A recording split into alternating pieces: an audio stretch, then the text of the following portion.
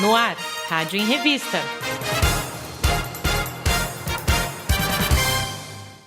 Olá, eu sou Júlia Stanzioni e começa o especial Rádio em Revista, jornal da Rede Alesp. Saúde, programa de testagem em massa para detectar Covid-19 aqui no estado. Economia, a alta do dólar mexendo no bolso do brasileiro. Família, crianças à espera de um lar e pais na busca por filhos. Porque a adoção no Brasil apresenta números tão desproporcionais? Esses são alguns dos assuntos do programa Rádio em Revista que você acompanha comigo a partir de agora. Vamos começar o Rádio em Revista de hoje falando sobre saúde. Destaque para um programa do governo paulista de testagem em massa para detectar a Covid-19 que acontece agora em junho em todo o estado de São Paulo. O Jeremias Gomes conversou sobre esse assunto com o infectologista Bernardo Almeida. Vamos acompanhar. Fala pra gente dessa novidade aí sobre testagem, porque como é que ela vai funcionar, por favor? Bom, na realidade não é uma novidade, né? Desde o ano passado, no início do ano passado, a própria Organização Mundial de Saúde, né, repete o grande mantra testar, testar e testar. O fato é que o Brasil nunca assumiu isso de uma maneira séria. Apostou muito nos testes baseados em biologia molecular, que são os testes de PCR, que são muito bons, eles auxiliam muito, mas elas não são escaláveis e são demoradas. Então, não é o modelo ideal do ponto de vista de saúde pública.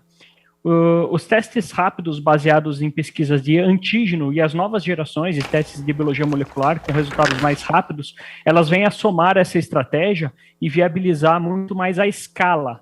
Então, finalmente, está sendo encarado de uma maneira mais correta aí do ponto de vista de rastreamento do vírus populacional. Existe uma estatística de que em torno de 80% dos casos não são detectados no Brasil. Assim fica muito difícil de segurar o vírus e isolar quem realmente interessa, que são os casos com o vírus e transmissores. O que é o teste antígeno, para a gente entender? O teste de antígeno, ele detecta uma proteína do vírus, né? O vírus, ele tem algumas proteínas que podem ser detectadas através desse exame. É a mesma forma de coleta dos testes de PCR, ou seja, é o swab nasofaríngeo, e o resultado fica pronto em 15 minutos, né? Essa é uma grande vantagem.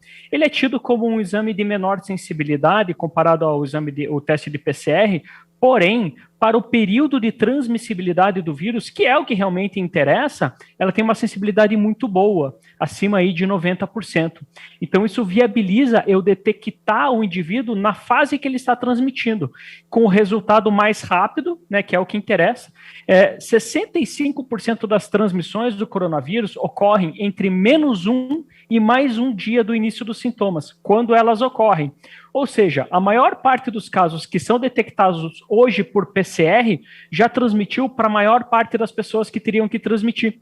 Então, o isolamento a partir do resultado de um teste de PCR ele é ineficaz do ponto de vista populacional. E os testes de antígeno, eles aceleram o resultado é imediato, né? Então, imagine a aplicação disso em áreas de fronteiras, como aeroportos, rodoviárias, para fazer um rastreamento de viajantes e aplicar efetivamente a estratégia do teste em massa, né? Fazendo o teste em quem tem sintomas, que pode ser com antígeno ou com PCR, e rastrear os contatos desses indivíduos. Então, é uma estratégia que talvez viabilize essa estratégia que o mundo inteiro já está fazendo e o Brasil agora, tardiamente, né, inicia, felizmente, antes tarde do que nunca.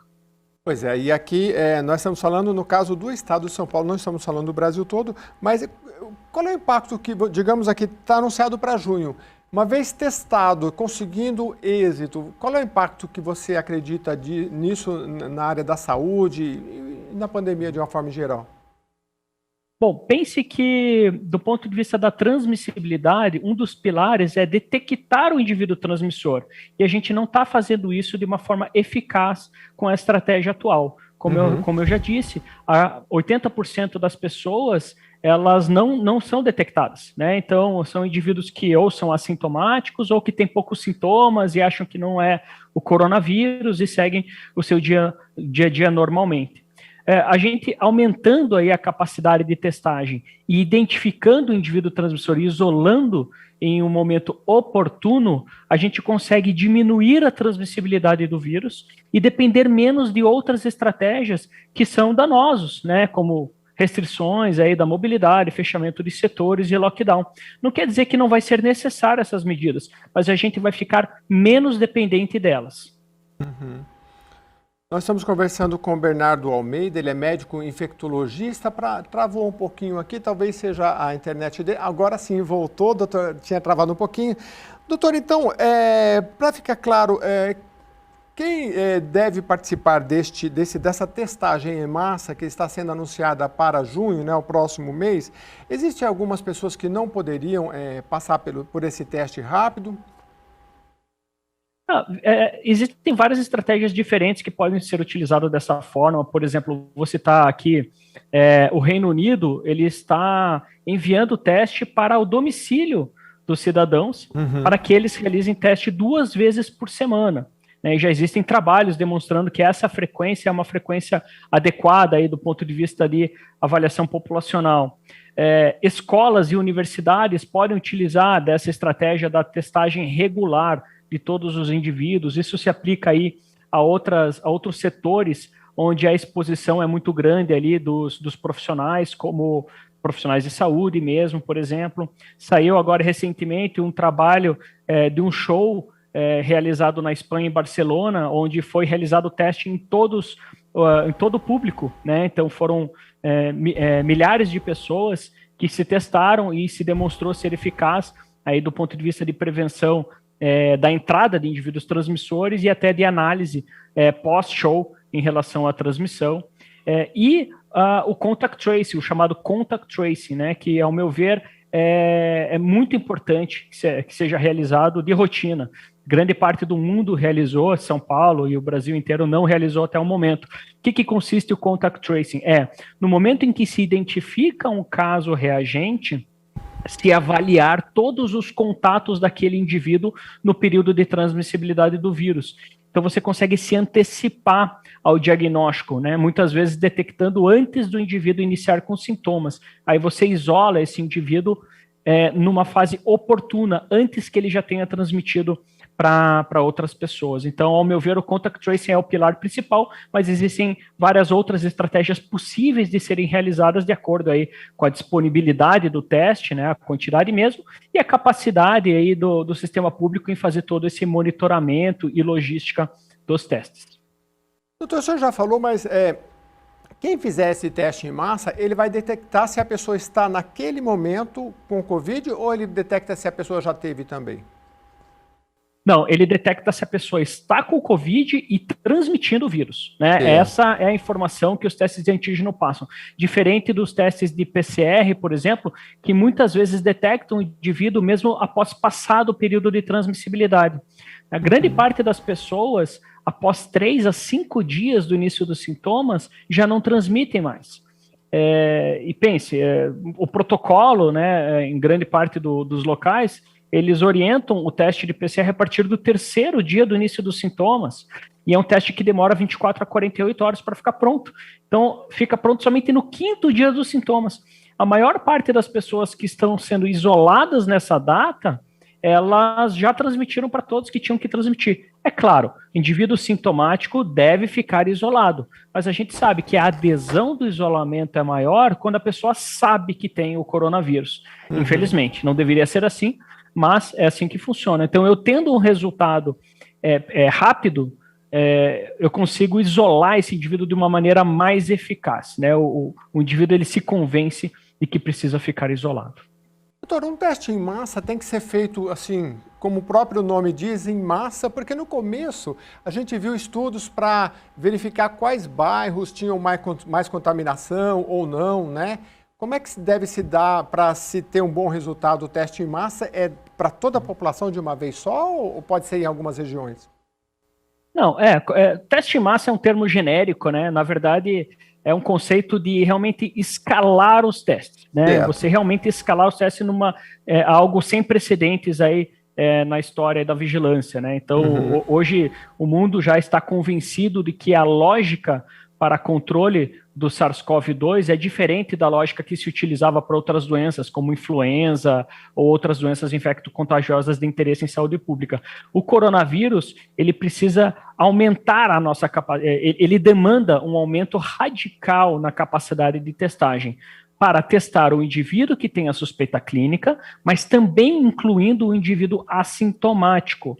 Claro, assintomático de alto risco, né, idealmente, no início, aqueles que tiveram contato com caso reagente, ou aqueles que trabalham em locais onde há circulação do vírus, como hospitais, escolas ou outros ambientes com grande circulação de pessoas, mas existem estratégias mais, vamos colocar entre aspas, radicais, né, que sim, testar a população inteira é uma estratégia possível e o que tem sido feito, ou que tem sido aí cogitado, por exemplo, para o Reino Unido, né?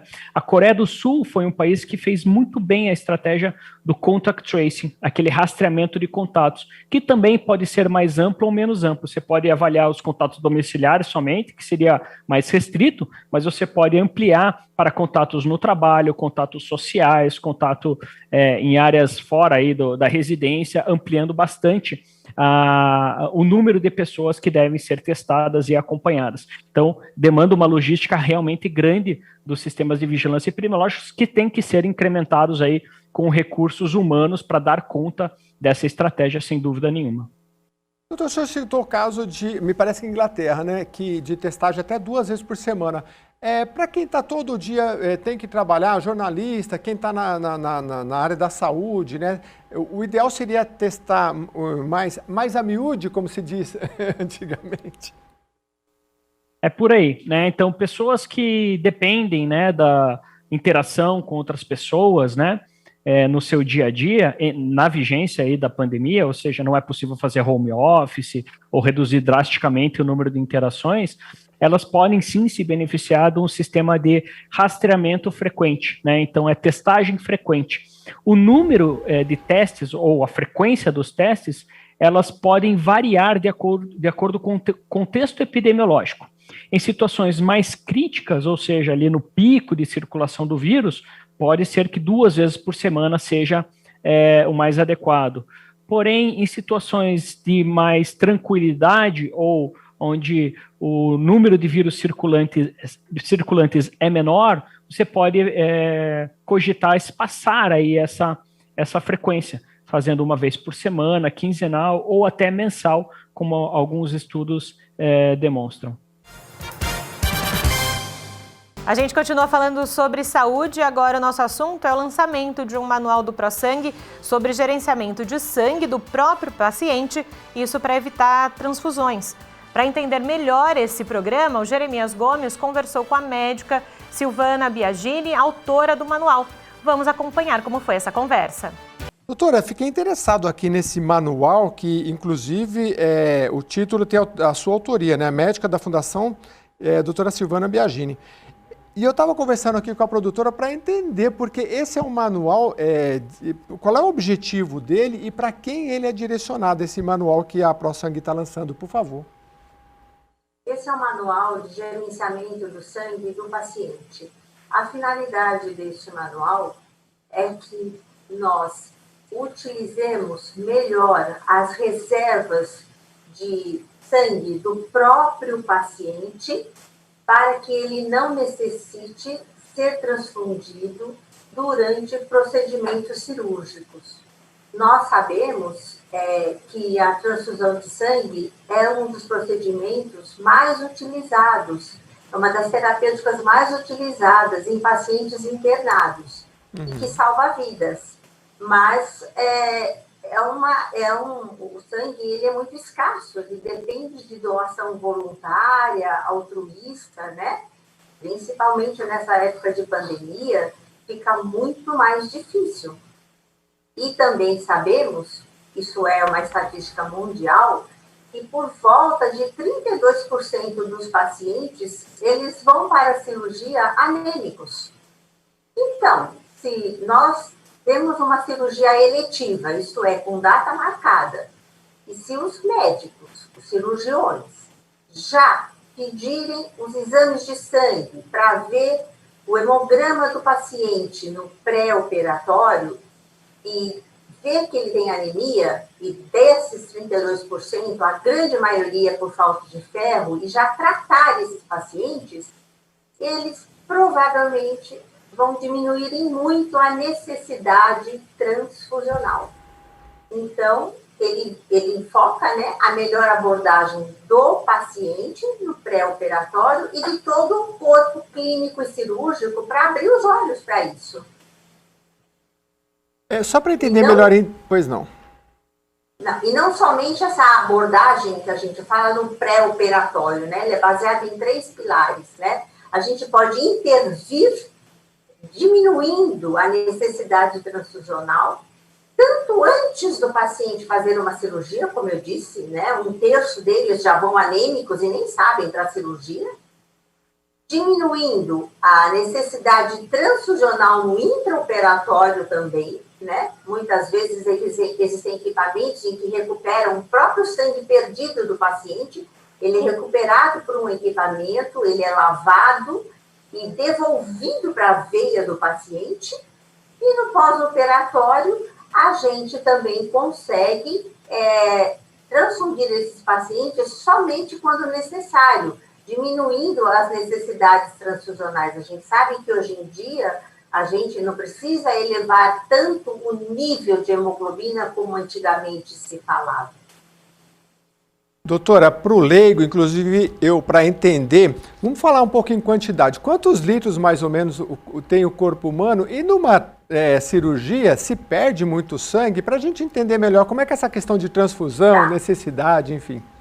Tá? Num indivíduo mais ou menos de uns 60 quilos, a gente tem em média 5,5 litros, 6 litros de sangue. Certo. Quando a gente pensa que vai perder, em média, mais do que 500 ml de sangue, nós começamos a nos preocupar com a necessidade, talvez, de precisar transfundir, né? Então, depende, lógico, do procedimento cirúrgico. Então, quando nós temos um paciente que vai fazer um procedimento cirúrgico e que tenha uma perda sanguínea, principalmente igual ou superior a 1 litro, nós temos que nos preocupar que talvez ele vá precisar receber transfusão de sangue.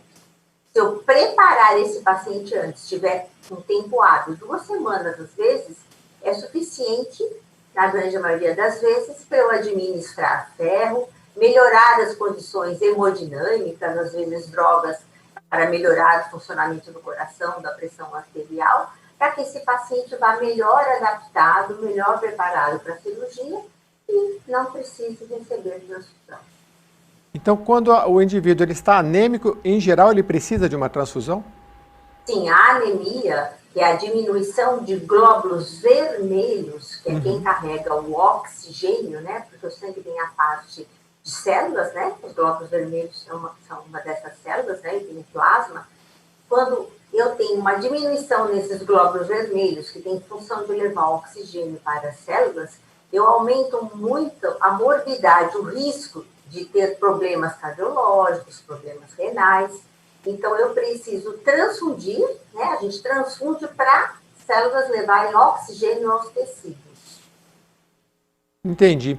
Pois é, quando alguma pessoa próxima a gente está passando por um caso desse, a gente logo recebe uma notificação, olha, fulano precisa de sangue, né? E a doutora Silvana Biagini, médica da ProSangue, né, é autora de um manual que está orientando. Eu acredito, doutora, que este manual ele é voltado para médicos e enfermeiros, não sei se enfermeiros também, a senhora poderia explicar para a gente. E pelo que eu entendi até agora, quando vai se fazer uma cirurgia, você tem o caso de que o médico pode tratar, por exemplo, uma anemia com antecedência, evitando a transfusão. Você tem uma máquina também, não sei acho que muitos hospitais não tenham, mas que também permite a limpeza do próprio sangue perdido pelo paciente, que pode retornar. E o que mais que o seu manual traz de orientação, acredito que para os médicos? A primeira orientação, o primeiro pilar que é o mais importante, é que nós temos que avaliar o paciente precocemente, porque existe um fator modificável muito importante, que é a anemia. Nós podemos tratar essa anemia, que a gente sabe que lá na frente tem relação com a pior evolução do paciente, maior tempo de internação e necessidade transfusional. Então, o cirurgião não tem que se preocupar somente em fazer a cirurgia dele e pronto. Ele tem que se preocupar com o paciente como um todo. Isso lá fora é uma coisa muito comum, já acontece há 20 anos, pelo menos. Os hospitais têm esse protocolo e a gente sente falta aqui no nosso país desse protocolo. Então, a primeira coisa é alertar o corpo clínico, é multidisciplinar, que vem desde a administração do hospital estimular um programa desse de gerenciamento de sangue, tá, do paciente. Então, o primeiro ponto seria isso. O segundo é investir em testes laboratoriais que avaliem a coagulação do paciente, tanto no intraoperatório, para que, se necessário transfundir plasma ou plaqueta ou algum hemocomponente, a gente transfunda somente o que o paciente precisa e não transfunda a mais, porque a gente acha que precisa de alguma coisa, certo? E que a gente transfunda somente o necessário, não transfunda mais do que aquilo que o paciente precisa. E sim, alguns hospitais de grande porte, mesmo públicos, têm um equipamento que é uma recuperadora de células, em que você reaproveita o sangue do campo operatório, lava e devolve para o próprio paciente. Porque a gente sabe que o estoque de sangue ele é finito, ele acaba. Tem muito mais gente precisando do que gente doando. Infelizmente, a nossa população não tem o hábito de doar sangue regularmente. Normalmente vai doar quando vem uma campanha, quando tem um apelo popular, mas não faz isso de rotina. Doutor, extremamente relevante, principalmente em tempos de pandemia, que a gente sabe que a doação cai muito, então otimizar o sangue no hospital e nos hemocentros é muito importante. Esse manual da senhora, ele vai ser direcionado aos hemocentros ou aos hospitais também? Vai ser feito algum tipo de campanha? A senhora espera contar com a ajuda de alguém? Esse manual ele está disponível online, então quem acessar vai encontrá-lo online. E a ideia é que a gente disponibilize esse manual dessa maneira online para todas as agências em que nós fornecemos sangue e para qualquer hospital, e que as pessoas se orientem e que também façam os seus próprios manuais de gerenciamento de sangue, porque tem uma logística toda para ser realizada em cima de como você conseguir chegar até o seu médico, o seu clínico, o seu cirurgião, o seu anestesista, e vender esse peixe, convencê-lo da importância de que ele mude, tem uma mudança de atitude em cima disso.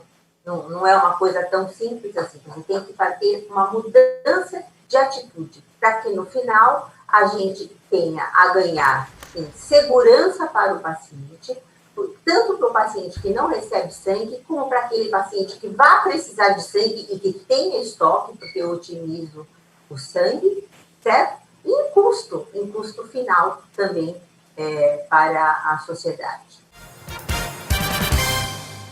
O especial Rádio em Revista faz um pequeno intervalo. Voltamos em instantes, não saia daí. O programa Rádio em Revista volta já. Estamos de volta. Rádio em Revista.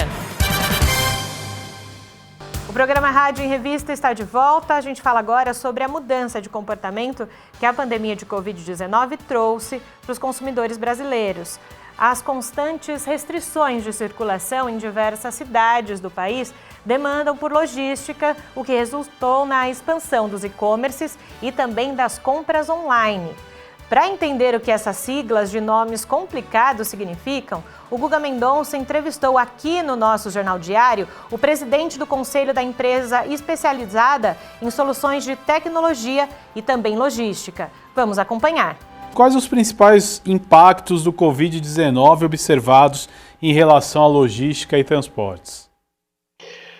Bom, você tem dois impactos, né? Um, aquele que você vê e sente nas ruas, né? Que é o lockdown, ou quase lockdown que nós fizemos, o fechamento, as restrições de reuniões presenciais, isso é um. Por outro lado, existe um negócio que estava muito latente no Brasil, que era o planejamento, por exemplo, e-commerce ou algo similar, mas vamos chamar de e-commerce, ele já vem sendo planejado pelas empresas há 5 anos. E nós tínhamos como objetivo, a partir de 2023, 2024, o Brasil está operando totalmente com o e-commerce. O que aconteceu? As empresas, ao verem os pontos de venda físicos sendo fechados, e fecharam muitos, né? E qual a alternativa? É você começar a fazer a venda online.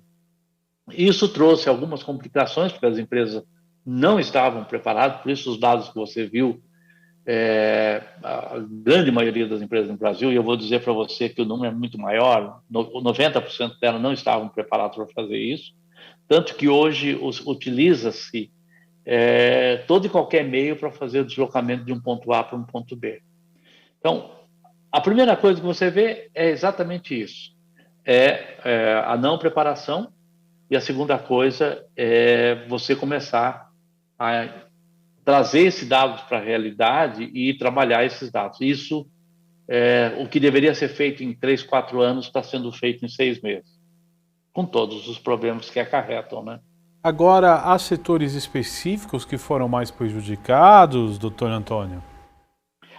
Normalmente, os setores que dependiam, ou que dependem, do ponto físico para vender, para operar, eles foram totalmente prejudicados. A gente fala hoje que tem restaurantes, hoje está um pouco mais liberal, mas tem restaurante fazendo delivery, aí ótimo, excelente. Só que restaurante sempre foi feito para você comer presencial. Então, restaurantes, o comércio em si, o comércio de rua e mesmo o comércio de shoppings, eu creio que foram os que mais sofreram com a pandemia. Creio não, tenho absoluta certeza. E com isso arrastou, por exemplo, você vê restaurantes, não importando o nível dele, se ele é restaurante feito para classe A, para B ou para C, ele começou a ter que fazer delivery, porque senão ia morrer. Como morreram muitos, né?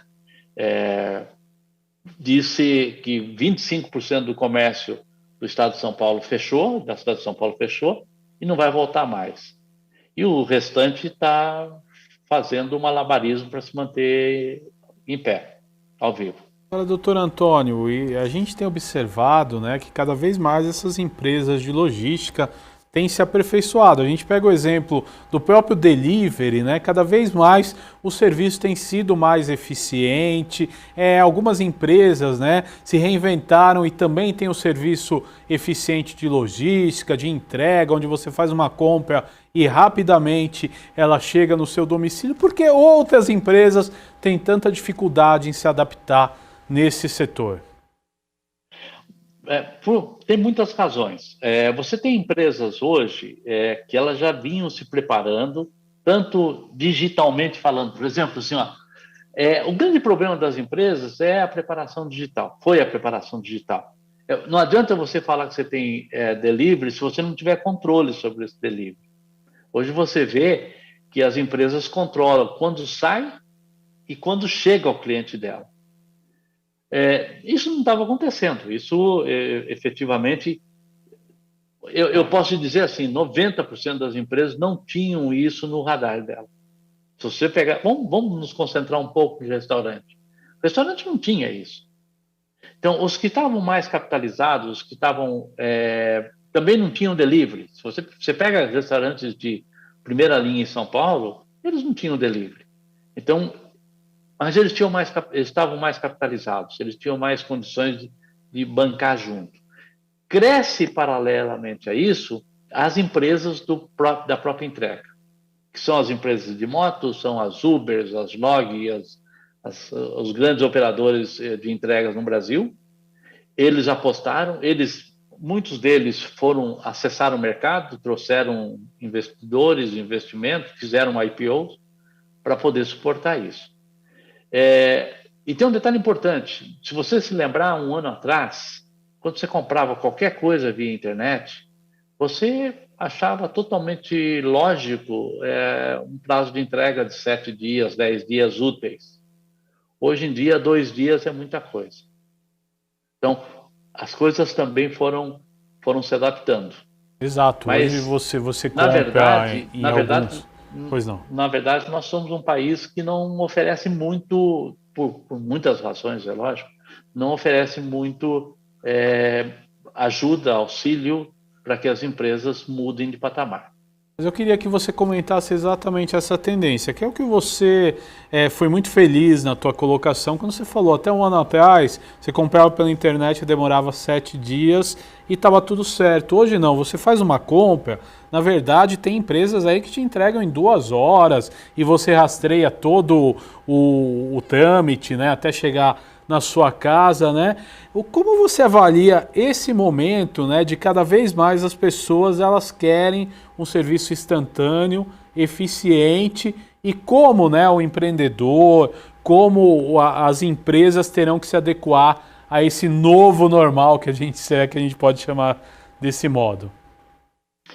Eu diria a você, senhora, o primeiro passo, falando em empresas, ela tem que começar a pensar em digitalização. Se ela não pensar em digitalização, efetivamente ela não vai acompanhar, eu vou usar a sua expressão, novo normal, até porque não tem, eu não gosto muito dela, mas não tem outra expressão que feche isso. Então, ela tem que começar a digitalizar, ao processo de digitalização.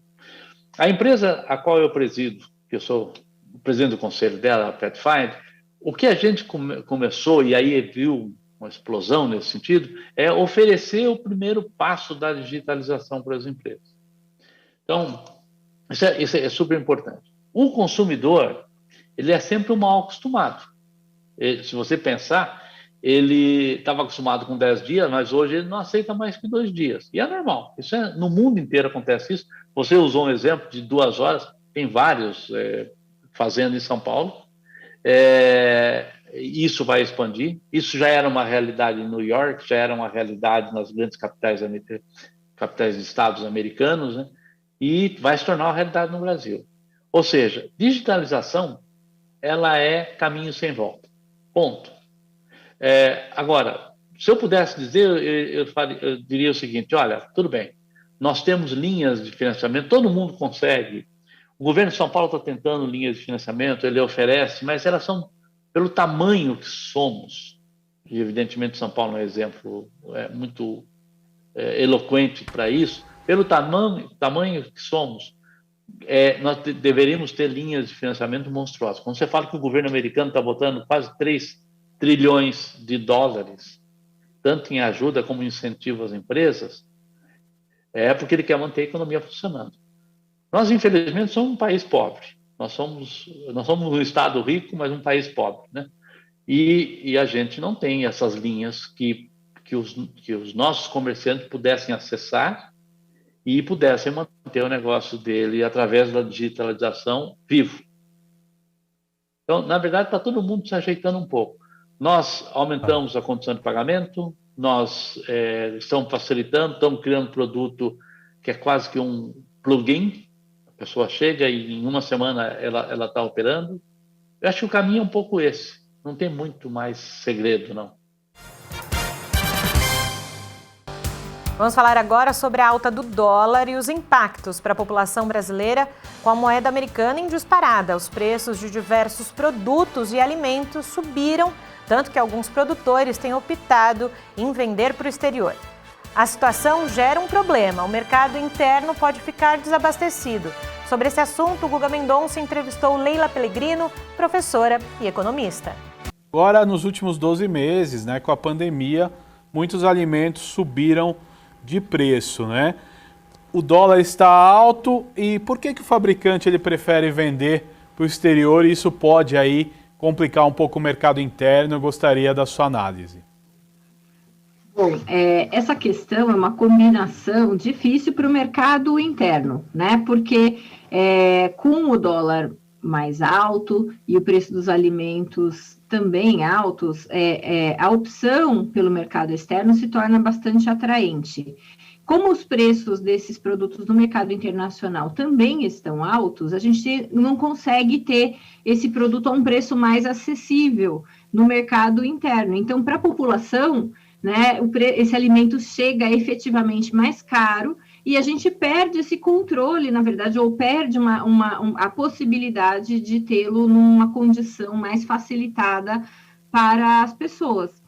E se a gente pensar nesse momento que a gente está vivendo, em que as pessoas estão com as suas rendas reduzidas, muitas pessoas perderam o emprego, né? A gente tem uma condição econômica frágil, né? Essa manutenção dos preços mais altos tem um impacto mais negativo. Agora, esse impacto negativo, como é que o consumidor ele sente quando ele vai na prateleira do supermercado? A gente sabe a dificuldade, né, que a população tem passado com o desemprego, com a diminuição do auxílio emergencial. O que reflete isso? Bom, isso reflete no fato de que as pessoas passam a ter uma redução, né, do seu poder de compra, né, a sua renda compra menos, né, então o volume de negócios dentro do país fica diminuído, o nível de consumo dentro do país fica diminuído, principalmente nas parcelas de renda da população que tem renda mais baixa, né, isso tem um impacto na atividade econômica como um todo, né? Então, a gente perde dinamismo no ambiente de negócios doméstico e isso se reflete também em menos oportunidades de emprego, de renda e de outros negócios, porque o alimento é um bem essencial, né? Eu posso abrir mão de itens menos essenciais, mas não posso abrir mão dos alimentos. Agora, essa alta do dólar, ela prejudica em que outros setores aí o bolso do brasileiro? Bom, o Brasil, ele é uma economia altamente dependente de importações. Então, sempre que a gente tem a moeda estrangeira mais valorizada, né, num patamar muito superior à moeda doméstica, a gente vai ter que boa parte dos insumos da atividade produtiva que são importados chegam para nós mais caros. Então, a gente tem uma pressão, né, para cima dos preços de itens manufaturados também, né, porque nós temos uma dependência muito grande desses produtos importados. Agora, essa dependência, né, que o mercado brasileiro tem, né, ela conta também insumos importados, isso fazem aí com que os preços de alguns produtos eles subam. Como isso afeta o consumidor? Isso faz com que, por exemplo, outros produtos manufaturados também cheguem mais caro ao consumidor, né? Então, a nossa possibilidade de acessar, né, máquinas, equipamentos, insumos importados, faz com que, né, todos os itens manufaturados, né, no vestuário, alimentação, itens diversos de consumo doméstico também cheguem mais caro e o consumidor passa com isso a ter menos renda, né, e menos possibilidade, menos capacidade de compra com a sua renda e, portanto, isso reforça esse impacto negativo no consumo das famílias. Outra situação que é importante, né, a gente vem do lado do produtor, né, crise econômica, precisando ter lucro, né, ele acaba optando pela importação. Você acha que seria um caso, por exemplo, do governo tentar regulamentar, tentar intervir para conseguir o melhor abastecimento do mercado interno no melhor preço? Bom, nesse momento, o que de mais importante se poderia fazer para garantir, né, uma manutenção da atividade econômica no Brasil seria fomentar mesmo, proteger, né, de um lado a população, né, então auxílios de defesa da renda, programas de proteção e geração de emprego são importantes nesse momento, né, porque eu preciso garantir que essa população se mantenha dentro do mercado de trabalho e preciso criar mecanismos que facilitem, que propiciem um melhor desenvolvimento, uma melhor fluidez do nosso ambiente de negócios. Né? Então, nesse momento, né, mais do que criar mecanismos que protejam a economia no sentido comercial, é importante, ou que protejam o produtor especificamente, eu preciso criar, né, mecanismos de crédito, preciso criar mecanismos que facilitem, que propiciem, né, um maior nível de atividade econômica no país, porque isso torna esse espaço mais interessante para esses produtores e, consequentemente, garante, né, que a atividade produtiva brasileira, de um modo geral, sobreviva à pandemia também e a esse momento mais delicado da atividade econômica.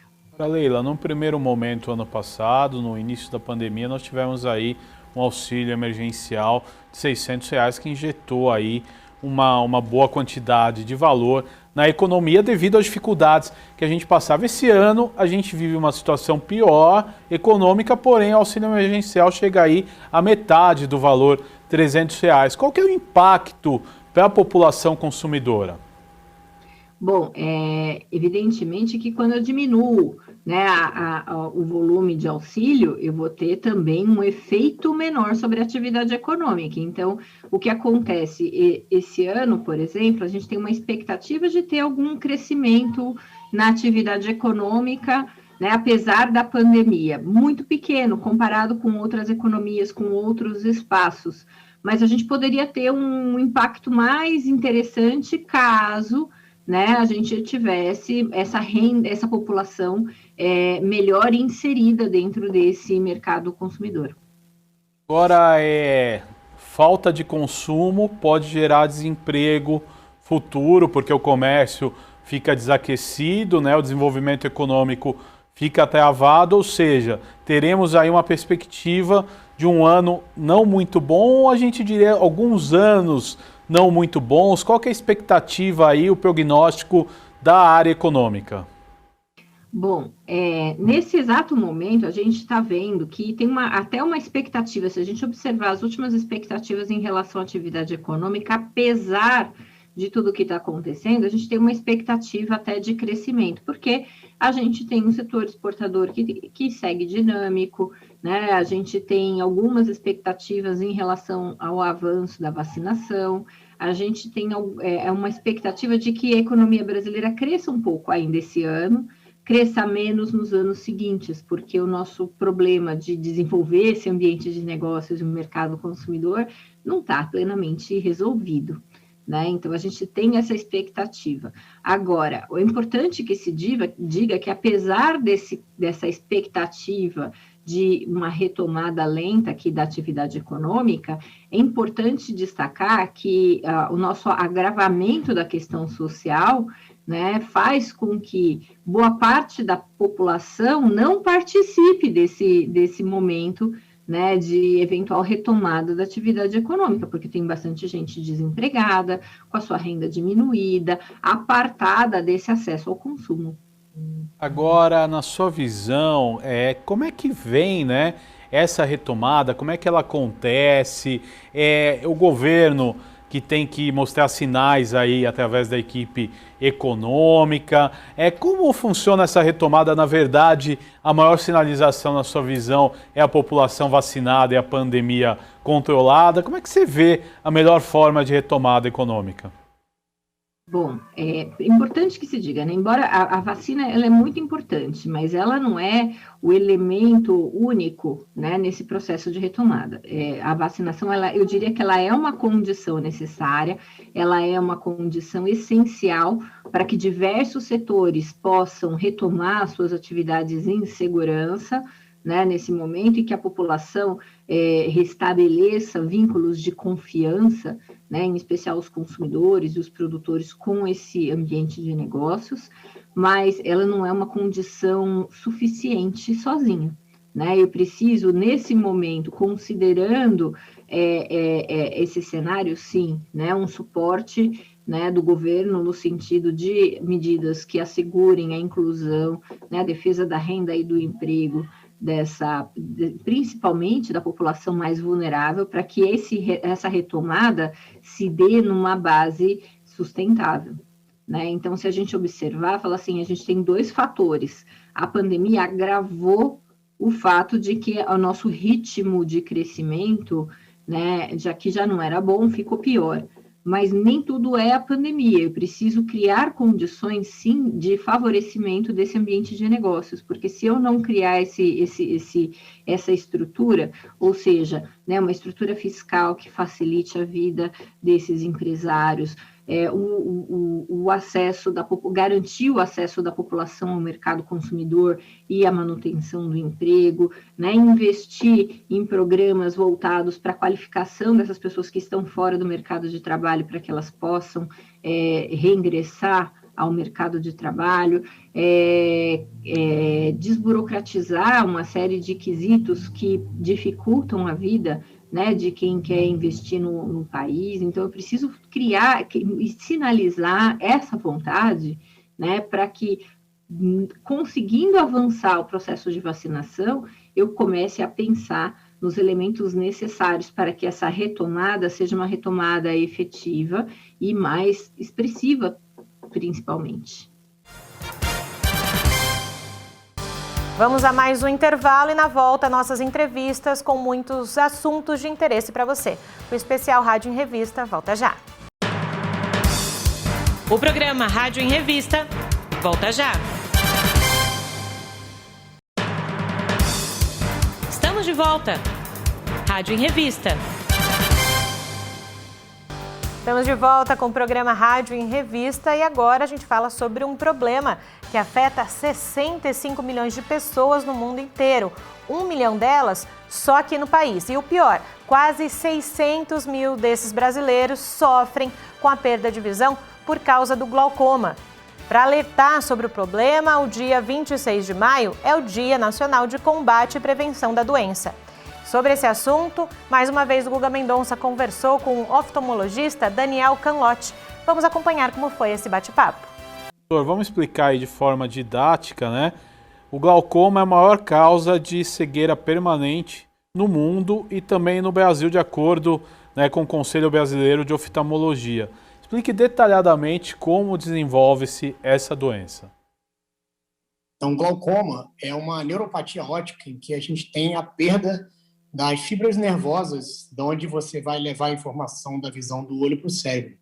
E essa perda, ela no início ela é silenciosa na maioria dos casos, porque o glaucoma de ângulo aberto, ele vai afetando o campo visual bem periférico, e isso vai evoluindo, aos poucos a pessoa vai perdendo a visão periférica, e quando ela percebe uma baixa visual, ela começa a ver que a visão está ruim. Mas como esse problema é irreversível, o medicamento que você utiliza é para estabilizar o quadro. A gente não tem como reverter. E o principal fator de risco nesses casos seria o aumento da pressão intraocular. Então, a gente tenta controlar a pressão, abaixar essa pressão intraocular, para evitar que essa pressão intraocular acometa e diminua cada vez mais o campo visual. Agora, doutor Daniel, o glaucoma atinge aí 2 a 3% dos indivíduos acima de 40 anos. Quais que são os principais sintomas? Na maioria dos casos, os sintomas são silenciosos no início, isso que é perigoso. Existe alguns tipos de glaucoma que podem causar dor, mas são uma porcentagem bem pequena. Na maioria dos casos, a pessoa enxerga 100%, ela vai perdendo o campo visual e não percebe, e muitos pacientes perguntam, mas o olho fica vermelho, arde, alguma coisa baixa visual? No início, não. Então, esses pacientes, por terem um sintoma que é silencioso, não percebem. E se eles não passam de rotina com seu oftalmologista, principalmente após os 40 anos, e com histórico familiar de glaucoma, eles não percebem. Só vão perceber quando já houve uma perda grande dessas fibras, uma perda grande no campo visual, e a gente não consegue mais regenerar, e sim estabilizar desse momento em diante. Agora, doutor Daniel, o senhor comentou a questão de regenerar, né? O glaucoma, ele tem cura? Na verdade, o glaucoma a gente tenta estabilizar a pressão intraocular para evitar que essa pressão alta vá piorando essas fibras nervosas e piorando esse campo visual. Então, a partir do momento que a gente descobre que essa pressão está alta, existe uma uma alteração do nervo óptico, uma escavação aumentada, a gente precisa entrar com o colírio hipotensor para aumentar a drenagem. Funciona como se fosse um ralinho, né? Você produz e precisa filtrar, mandar embora esse líquido, seria o amor aquoso. Se você produz muito e vai drenar pouco, a pressão aumenta. Então, esses medicamentos vão tentar diminuir a produção ou aumentar a drenagem. Fazendo assim com essa pressão diminua, e diminuindo essa pressão a gente tenta estabilizar, mas reverter o que já perdeu, por enquanto, não é possível com medicamentos. Agora, doutor, outro fator interessante, o senhor explicou do colírio, né? Existe algum outro tipo de medicamento que seja usado aí, medicamento de ponta, no tratamento do glaucoma? Sim, na maioria dos casos a gente inicia com colírios, porque existem diversos colírios. Quando um não funciona, a gente associa a outro, então troca o colírio.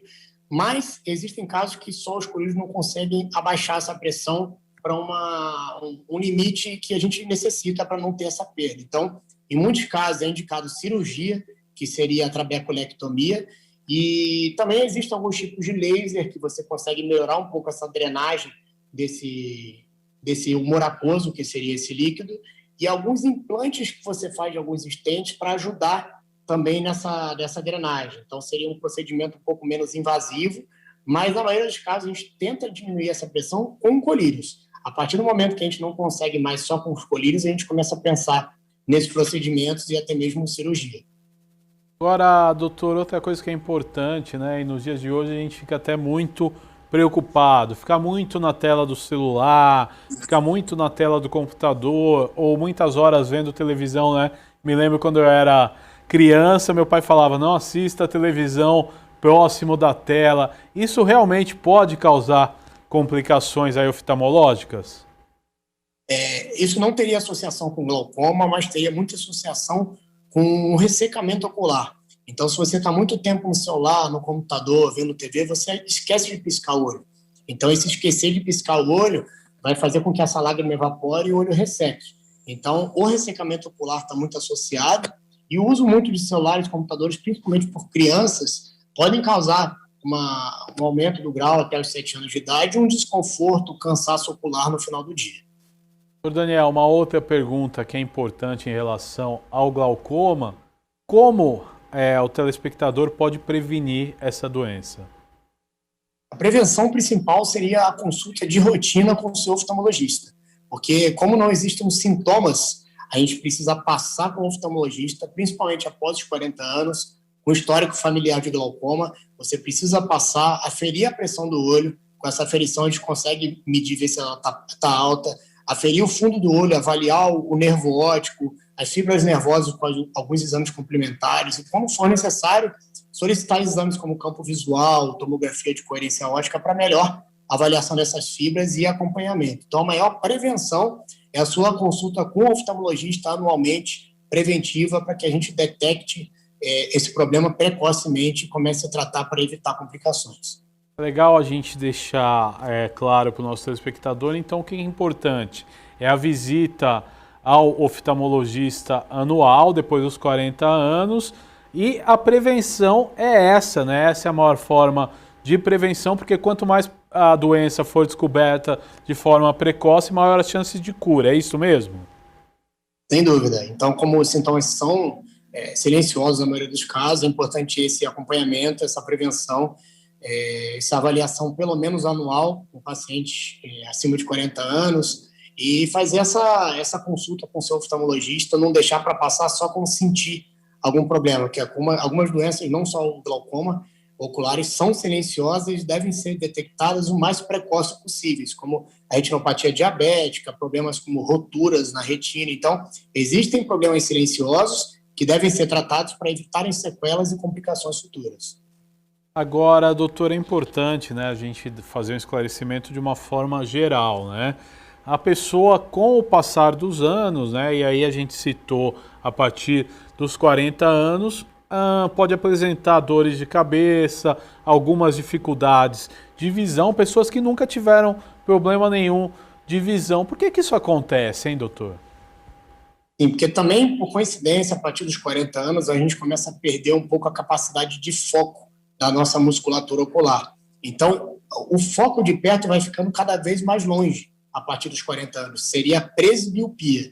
Então, a presbiopia teria um sintoma que seria essa dificuldade de enxergar de perto, que a gente precisa ir afastando os papéis para leitura, e a gente tem essa dificuldade precisa de luz para ler melhor. Então, essa presbiopia não tem a ver com glaucoma. Pode ter uma coincidência pela idade, mas é um sintoma que, com a idade, pela fisiologia do corpo, a gente vai perdendo a capacidade de contração e acomodação da musculatura ocular para conseguir enxergar os objetos mais próximos. Agora, doutor, outro fator, e a gente voltando ao glaucoma, né? Em que estágio, né, a doença causa cegueira permanente? É só aquele estágio que o paciente não procurou ajuda cedo, não fez uma forma aí, um acompanhamento necessário, ou tem casos da doença que elas evoluem de qualquer forma para a cegueira permanente? Principalmente são esses casos que a gente detecta mais tardio, o paciente não utiliza os colírios ou o tratamento correto, então esse problema vai evoluindo se esse paciente não utilizar o colírio corretamente. Em raríssimos casos, como eu falei, com uma porcentagem menor, existe o glaucoma de ângulo fechado, que nesse caso o paciente pode sentir dor, uma perda mais rápida desse campo visual e do nervo óptico, das fibras. E nesse caso pode ter uma perda mais rápida. Então, a chance desse paciente com glaucoma de ângulo fechado sentir dor e não tratando logo perder a visão seria mais rápido. Mas, na grande maioria dos casos, seria um glaucoma de ângulo aberto em que a perda é lenta e progressiva. Então, a cegueira desses pacientes seria mais quando já existe um processo lento que ele só descobre muito avançado. Vamos falar agora sobre políticas públicas voltadas à primeira infância. Aqui em São Paulo, o Comitê Estadual é um grupo de trabalho com papel importante na elaboração e também implementação do Plano pela Primeira Infância, período de vida da criança compreendido entre a gestação e os 6 anos de idade. Sobre esse assunto, eu conversei com a Paola Apolinário Pastrello, coordenadora estadual do programa Criança Feliz. Hoje, qual que é o trabalho do comitê? Então, na verdade, esse comitê ele já está instituído no governo do estado desde 2017, né, por meio aí de um programa federal que eu coordeno aqui no estado, que é o programa Criança Feliz, que tem como modelo já de governança que o governo federal, o governo estadual e os governos municipais, eles instituam aí os seus comitês, né, intersetoriais para discutir aí políticas públicas de primeira infância. Então, num primeiro momento, esse comitê ele surge com essa proposta, né, de acompanhar, de planejar, acompanhar e monitorar as ações do programa propriamente dito, por ser um programa intersetorial. Então, o Estado já instituiu esse comitê em 2017, e aí em 2019, quando eu assumo a coordenação do programa, e a gente também começa a se aproximar mais da frente parlamentar pela primeira infância aqui no estado, esse comitê ele ganha mais corpo, vamos dizer assim, né? Ele ganha mais musculatura, onde a gente, então, amplia aí o nosso escopo de ações, voltando aí um olhar mais para as ações do Estado mesmo, tentando casar os nossos programas de forma articulada, visando aí garantir uma proteção aí às nossas crianças em todo o território do Estado de São Paulo. Então, ele foi sancionado agora dia 4 de maio, né, de 2021, então, foi instituído o Comitê Estadual de Políticas Públicas para a Primeira Infância. Na verdade, ele teve uma alteração de nomenclatura, né, e também teve um escopo aí maior de ações aí de forma intersetorial. Então, o objetivo dele é realmente planejar e articular essas ações aqui no âmbito do Estado, contribuindo aí para o desenvolvimento integral das crianças na primeira infância. Este comitê, ele tem representatividade do governo, né? Nós temos 11 membros aí titulares e suplentes, que são representantes do governo e das organizações também da sociedade civil, tá? Paola, agora uma outra questão, né? O quanto as ações voltadas à primeira infância, elas impactam positivamente no desenvolvimento dessa criança depois dos 6 anos, né? Nós dissemos agora na abertura da entrevista que essa primeira infância é da gestação até os 6 anos de idade.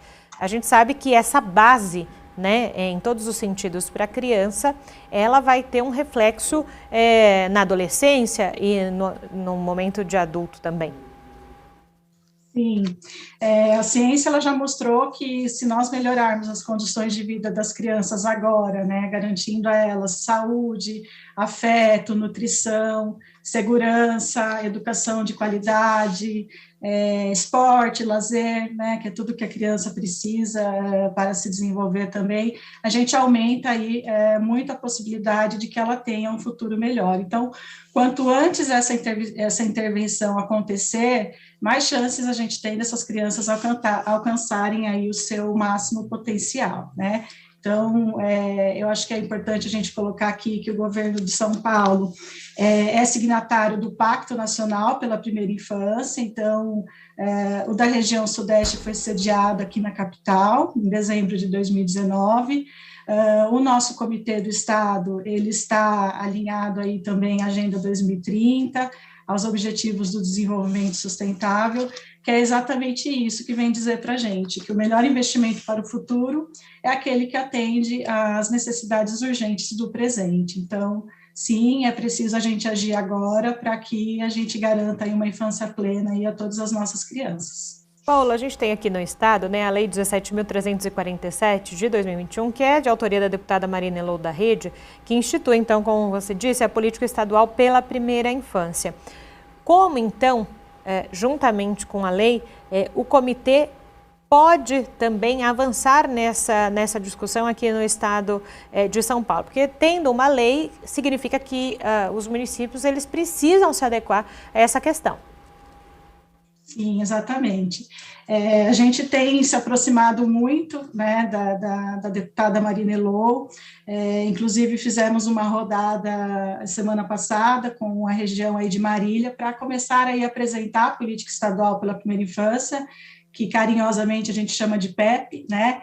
Então, a ideia é realmente essa, é casar a política, né, com este comitê intersetorial que já existe, para que a gente consiga chegar até os municípios, estreitar um diálogo, né, com os gestores, além de representantes aí da saúde, da educação, da cultura, do sistema de garantia de direitos, para que realmente a criança pequena ela seja aí, prioridade absoluta e seja reconhecida aí como uma cidadã de pouca idade, né, que a gente fala. Então, essa lei ela é muito importante porque coloca o princípio da criança pequena como prioridade absoluta, ela está alinhada totalmente ao marco legal da primeira infância, que é o que a gente chama também de Estatuto da Primeira Infância, né, onde ele diz a importância, né, de se investir nesse comecinho da vida, que é essa faixa etária realmente que compreende aí do nascimento até os 6 anos de idade, é o período mais importante para o desenvolvimento do ser humano. Então, a lei ela está alinhada ao marco legal, né, propondo aí essa articulação de todas as políticas públicas voltadas aí para garantir esse desenvolvimento integral, e a lei também ela foi elaborada com ampla participação da sociedade, né, organizações sociais, especialistas, secretarias estaduais, este comitê mesmo participou, né, da elaboração da política. Então, agora é a gente implementar o nosso plano estadual da primeira infância, a gente já tem um plano estadual com indicadores, com diagnóstico, né, da primeira infância aqui no nosso território. Então, agora é realmente rever esse plano, implementar esse plano e que a gente consiga aí chegar até os municípios para que eles instituam os seus comitês da primeira infância para começar a discutir uma política pública voltada para essa primeira infância e essa etapa tão importante. Então, a gente percebe que os municípios que, por exemplo, já têm o programa Criança Feliz, já têm aí os seus comitês instituídos, né, e já estão aí numa fase de elaboração de planos municipais, né? Então, a gente tem agido nesse sentido, fortalecendo aí essa proteção social aí nos territórios. Paula, hoje, antes mesmo da lei ser instituída, enfim, hoje quais eram os principais desafios diante dessa primeira infância, o que não vinha sendo condizente para essas crianças. Não é importante que a gente tenha um cenário do antes e de qual a perspectiva, então, de mudanças caso haja essa questão.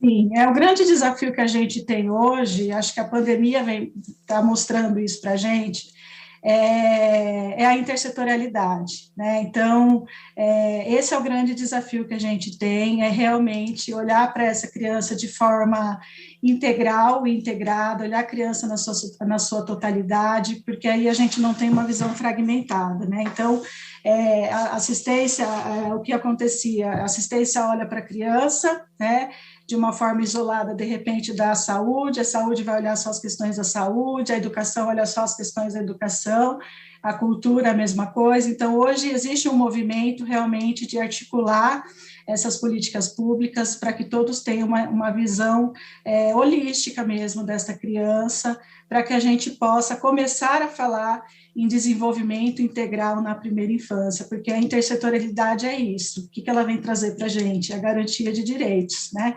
Não tem como a criança se desenvolver de forma plena se cada política pública olhar para ela de forma isolada. Então, esse movimento ele veio muito forte a partir do marco legal da primeira infância, e é uma característica muito forte aí presente na política estadual da primeira infância, e também a gente não pode esquecer do orçamento, né? Então, a criança, ela passa em forma de lei, então a gente consegue aí garantir orçamento público para a criança. Esses foram os avanços. E para encerrar o programa de hoje, eu separei uma entrevista muito interessante que eu fiz sobre adoção aqui no Brasil. O 25 de maio é o Dia Nacional de Incentivo à Adoção e atualmente existem quase 5 mil crianças e adolescentes à espera de um lar e, de outro lado, quase 34 mil pessoas na lista de espera justamente pela adoção. Então, por que essa conta não fecha? Foi essa pergunta que eu fiz para a advogada familiar Marília Golfieri, respondeu para todos nós. O que acontece? Por que não há uma conexão tão fácil entre essas crianças e essas famílias, doutora? Bom, Julie, isso é um tema bem complexo e relevante para a gente que estuda adoção. Basicamente, choca, de fato, esse descompasso, né, entre o número de crianças para adoção ser muito menor do que o número de pretendentes habilitados no SNA, mas o que acontece normalmente é que o perfil da criança que está no sistema de acolhimento hoje e está disponível para adoção, né, porque não são todas as crianças que estão no acolhimento que estão disponíveis para adoção, mas o fato é que a criança que está disponível não encaixa no perfil da maioria dos pretendentes à adoção. Então, essa discrepância entre o número resulta majoritariamente, dentre outros fatores, mas majoritariamente dessa diferença dos perfis. E aproveitando então essa sua fala de diferenças de perfis, para quem está em casa e não entende efetivamente desses pormenores, quais são essas diferenças? O que não encaixa? Normalmente, Julia, a maior parte dos pretendentes busca meninas brancas recém-nascidas ou com tenridade, né, abaixo de 4 anos. Esse não é o perfil da maior parte das crianças que estão disponíveis para adoção. Entre outros fatores, como gênero, raça, como eu coloquei aqui para vocês, idade, há também outras questões vinculadas a grupo de irmãos, a existência de doenças como HIV, como algum tipo de deficiência física ou um transtorno do espectro autista. Então, há algumas outras questões, mas majoritariamente a gente pode analisar, fazer um perfil mais raso por gênero e raça.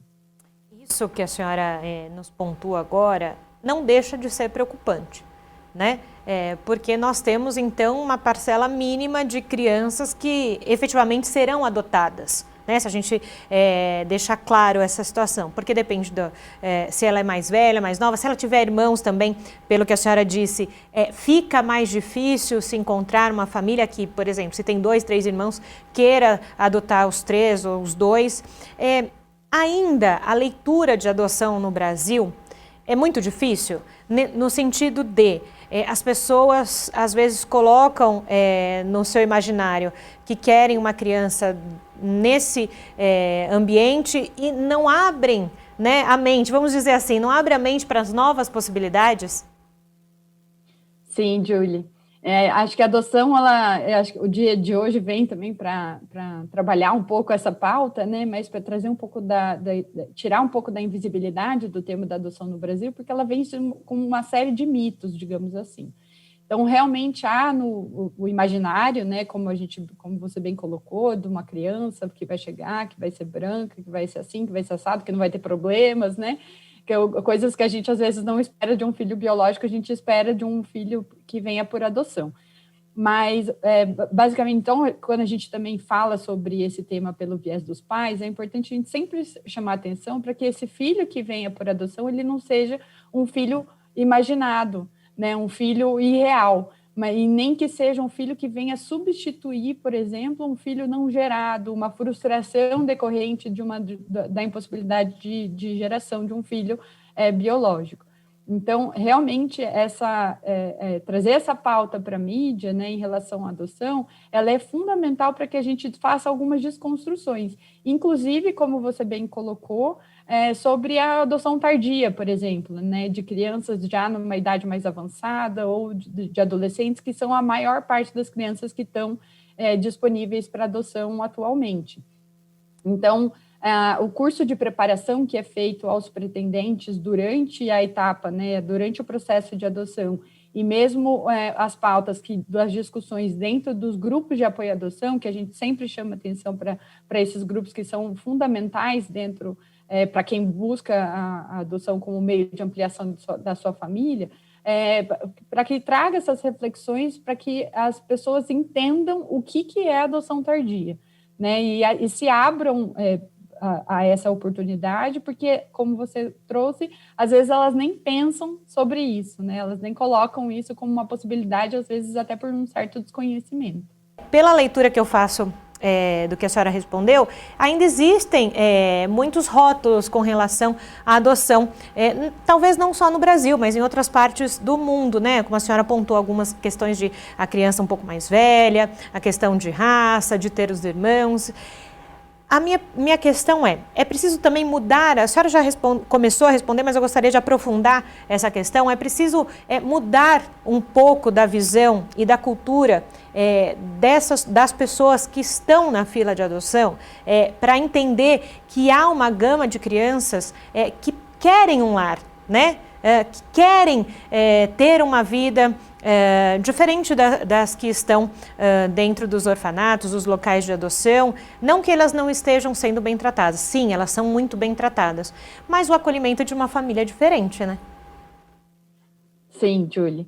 O acolhimento institucional, ainda que ele seja familiar, né, que a criança esteja dentro do acolhimento familiar, então de uma família que se cadastra dentro do serviço público para acolher essa criança, mas a maioria está em acolhimento institucional, e o acolhimento institucional ele é muito ruim, né? Dentro dos abrigos, as crianças não têm a sua própria individualidade respeitada, muitas vezes, né? Tem ali entre 15 e 20 crianças dentro do mesmo abrigo, com cuidadores que estão ali, mas que realmente não são a família, né? Então, realmente, sem dúvida nenhuma, a adoção para essas crianças que já estão disponíveis dentro do SNA, ela é a melhor solução, né, para passar o Natal, ou mesmo dentro de um programa de apadrinhamento afetivo, por exemplo.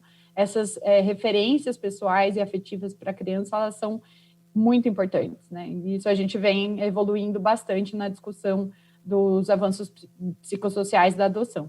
Mas, como você colocou, é importante que as pessoas respeitem, né, acima de tudo, as suas limitações, entendam as suas predileções em relação ao perfil da criança que vai vir, até para que essa adoção ela seja uma adoção bem-sucedida, mas, sem dúvida nenhuma, a gente precisa fazer uma conscientização, inclusive para que essas famílias deem chance ao amor, né, digamos assim. A gente tenta afastar um pouco a adoção de um ato de amor, porque ela não é só isso, ela tem um exercício de parentalidade responsável que é fundamental dentro da adoção, né? Esses entendimentos sobre a complexidade do tema, mas é importante que as pessoas entendam o que está por trás de tudo isso e quem é a criança que está também ali dentro do serviço de acolhimento, né? Por isso que aquelas iniciativas, como foram trazidas na mídia, como o desfile das crianças que estavam por adoção, ou encontros, por exemplo, que facilitam a convivência de crianças que estão disponíveis dentro do SNA com pretendentes à adoção, para entender, às vezes, afinidades, né, que esses adolescentes possam vir a ter com pais que estão buscando adoção, eles são fundamentais para que a gente tenha essa oportunidade, né? Eu sempre falo que é uma oportunidade para a gente rever os nossos próprios paradigmas. É isso mesmo, doutora. Contando um pouco da história da adoção no Brasil, né? Como é que era antes da Constituição de 1988? Após, tivemos grandes mudanças. Hoje, depois de tantos anos, né? Depois da Constituição de 88, tivemos ainda outras mudanças. Hoje, qual que é o cenário hoje da adoção no Brasil? Júlia, é interessante falar sobre histórico de adoção, porque a gente que estuda não sabe quando ela começou, né? Quais são assim, os primórdios da adoção. Acho que a gente sempre esteve com esse tema, né, dentro da nossa cultura, né? Às vezes, enfim, o filho de criação, como se falava no passado, né? Meu irmão de criação, enfim. Isso já está muito enraizado dentro da cultura brasileira. Mas, como você bem colocou, a adoção ela vem sofrendo uma série de mudanças legislativas e avançando, né, em pautas, escolhas psicológicas, assistenciais, que a gente consegue hoje ter um cenário que há muito o que se comemorar, digamos assim. Então, a gente tem, óbvio, críticas e reflexões necessárias ao SNA, como né, problemas vinculados ao sistema, mas há muito o que se comemorar. Principalmente depois da reforma de 2017, que foi uma reforma que trouxe grandes mudanças para a adoção, como modernização, adaptação do processo à nossa realidade atual, inclusive maior celeridade, prazos mais certos, como no estágio de convivência, por exemplo. Então, hoje a gente garante para as pessoas que buscam o sistema de justiça para iniciar o processo de adoção de forma voluntária, que é uma adoção segura e para sempre, né?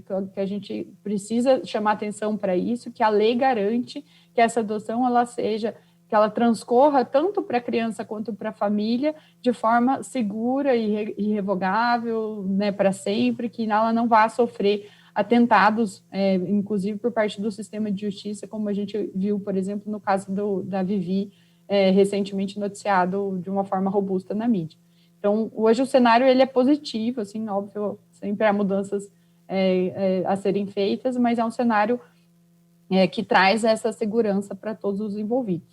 E hoje, aproveitando falar de cenários aqui da adoção no Brasil, é importante que as pessoas que estão em casa saibam também qual é o perfil, então, dessas famílias e das pessoas que estão esperando na fila de adoção, digo, de quem vai adotar essas crianças e adolescentes. Qual que é o perfil? Eu digo isso para entender também se temos maioria de brasileiros ou famílias estrangeiras, né, pessoas de outros países, podem, né, pleitear, então, uma adoção no país, aqui no Brasil.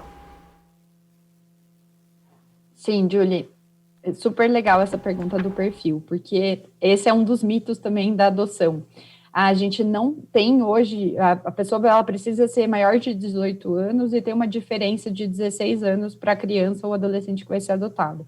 Essa é a única regra, digamos assim, e até essa regra dos 16 anos, às vezes a gente consegue quebrar e modificar. Mas, basicamente, hoje a única exigência é que ela seja maior de 18 anos. Né? Não existe preconceito, os preconceitos existem, mas dentro do sistema de justiça não há nenhuma limitação para pessoas solteiras, ou casais homoafetivos, enfim, não há um perfil desejado para quem pretende adoção. Né? Então, a maior parte das pessoas que estão inscritas no SNA hoje são brasileiras. A adoção internacional, a gente sempre também chama atenção para esse ponto, porque ela é a última hipótese dentro do sistema brasileiro, né? As crianças que são direcionadas para a adoção internacional, normalmente são mais adolescentes, justamente porque precisam ser esgotadas as possibilidades da criança ser mantida aqui no Brasil. Isso porque, em respeito à etnia, cultura, né, a gente acredita que uma adoção mais bem sucedida vai ser decorrência também da criança ser mantida dentro da sua própria cultura. Então, primeiro, inclusive para facilitar o acesso a ela, por exemplo, a verdade biológica, né, as origens biológicas dela no futuro. Então, sem dúvida, a gente só vai... não é que não é permitido que estrangeiros adotem no Brasil, mas essa adoção ela só vai ser possibilitada a partir do momento em que a criança não tiver chance de ser adotada aqui. Então, justamente por isso é que a gente vê muitos casos de adoção internacional de crianças mais velhas, a partir dos 9, 10, 11 anos, e adolescentes já a partir dos 12 anos. O programa especial Rádio em Revista chegou ao fim. Até o nosso próximo encontro. Tchau!